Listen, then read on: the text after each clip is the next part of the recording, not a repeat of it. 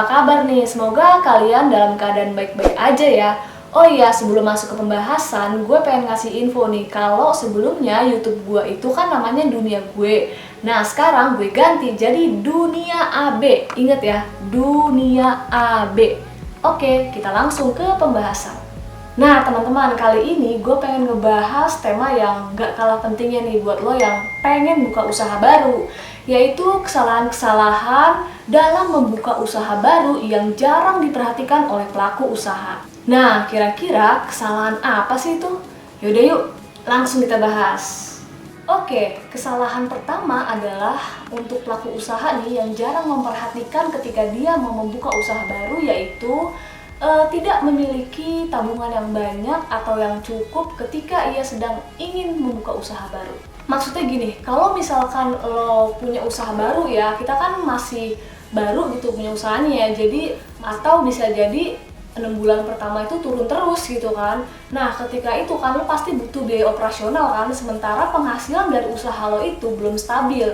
Mau nggak mau lo pakai uang tabungan lo kan. Tapi kalau misalkan tabungan lo sedikit nih, tidak cukup untuk spare waktu 6 bulan, nah itu lo pusing sendiri. Dari mana lo punya duit untuk menutupi biaya operasional lo, sementara penghasilan dari usaha baru lo itu belum stabil dan tabungan lo udah menipis nih, atau bahkan tabungan lo nggak ada. Nah, jadi jangan kayak gitu teman-teman ya. Usahakan punya tabungan lebih ketika lo bangun usaha baru. Kesalahan yang kedua adalah modal usaha didapat dengan cara mengutang. Nah, menurut gue itu ya cukup fatal ya, karena kan namanya juga usaha kan, kita belum tahu ke depannya seperti apa gitu, masih fluktuatif juga kan.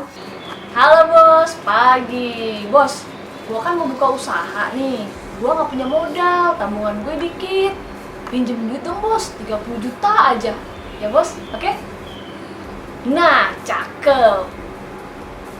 Jadi kalau misalkan nanti lo ngutang nih, tiba-tiba usaha lo sepi mendadak gitu kan, sementara lo harus ada biaya operasional setiap bulannya, dan lo juga harus bayar cicilan utang modal lo. Nah, lo bingung tuh. Jadi saran gua, mending lo kumpulin dulu tuh modal lo sampai menurut lo itu lebih dari cukup. Nah, baru deh tuh buka usaha. Jadi ingat, jangan ngutang. Kesalahan yang ketiga adalah membuka usaha baru dengan modal yang langsung besar. Oke lah, kalau sebelumnya lo dari set nih lokasinya itu bagus atau cocok untuk usaha lo, rame gitu kan. Tapi lagi-lagi, usaha fluktuatif. Kalau bisa, lo buka usaha dengan modal yang cukup aja, jangan yang terlalu besar gitu kan. Nanti juga seiringnya waktu berjalan, usaha lo rame, itu kan udah terbukti gitu kan, bahwa usaha lo itu rame. Nah, nggak apa-apa, dari penghasilan usaha lo itu, lo upgrade usaha lo ke yang lebih besar gitu kan. Jadi kalau bisa dibilang step by step ya, jadi lama-lama dia gede sendiri gitu kan, dari usaha kecil, sedang, besar. Jangan langsung brek besar, jangan. Nanti karena kalau misalkan mental lo nggak kuat nih, itu bahaya juga ya, lo bisa stres gitu kan, sementara lo udah keluar modal banyak tapi kok segini-segini aja, atau kok belum stabil. Jadi usahakan kalau buka usaha itu dari yang kalau bisa dibilang dari yang bawah dulu lah gitu kan. Nanti seiring berkembangnya usaha lo, baru lo upgrade gitu ya teman-teman ya.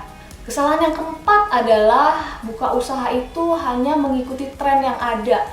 Misalnya gini, sekarang kan lagi musim kedai kopi ya kan, lo punya duit nih buat modal buka usaha, tapi lo nggak tahu mau buka usaha apa karena lagi musimnya kedai kopi. Lo buka deh tuh kedai kopi, wah usaha ini sekarang lagi rame nih, kayaknya keren juga nih gua kalau punya usaha ini, boleh dicoba nih.